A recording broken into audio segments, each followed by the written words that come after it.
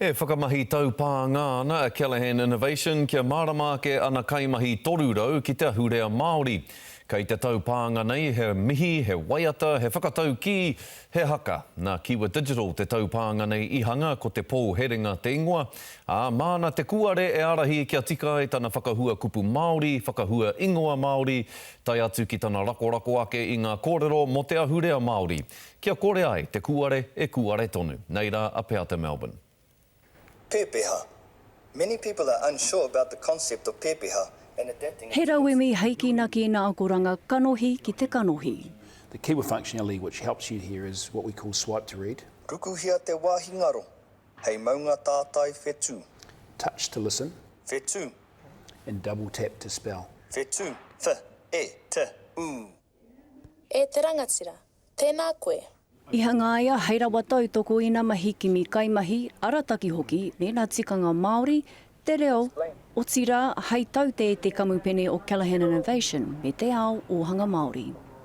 E kaupapa I pūtake mai I te tope, I pūtake mai I tō mātou nei tumu heringa waka Mary Quinn. There's been quite a lot of consultation from Callaghan with the relevant iwi groups around the country to make sure that we're following protocol and tikanga. And then on the other side is having that sort of more futuristic and end-user perspective. So, E aro atu ana ki te rea ana tuatahi e ako ana I te reo. He pūmanawa tautono e whakahou nei I te hononga I waina I te ao Pakihi me te ao Māori. I think when we're talking about reo, language in general, nothing's going to beat kanohi ki te kanohi, but we are in a world where people want to learn in their own time, in their own ways. He rawa matikata te raweke ki aro pū ki nā hiahia a tēnā pakihi a tēnā pakihi. So we've got the Callaghan haka here, which was designed and choreographed specifically for Callaghan. A kua roa kia rātau e tātari ana mo tēnei app, nā te mea ki te tū koe, hei kanohi mo Callaghan Innovation, e tika ana ka tū koe ki te tuku mihi. Ko tono ke hoki e tahi atu pakihi wakarererangi, hoko rawa, take moni, mo tēnei pūmanawa tautono.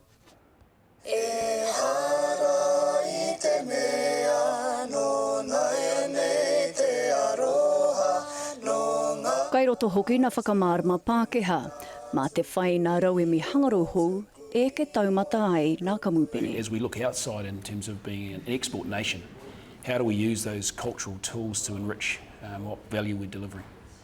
Hei nā rangi tata nei ka hua mai te whakaputanga tuarua o te pauherenga.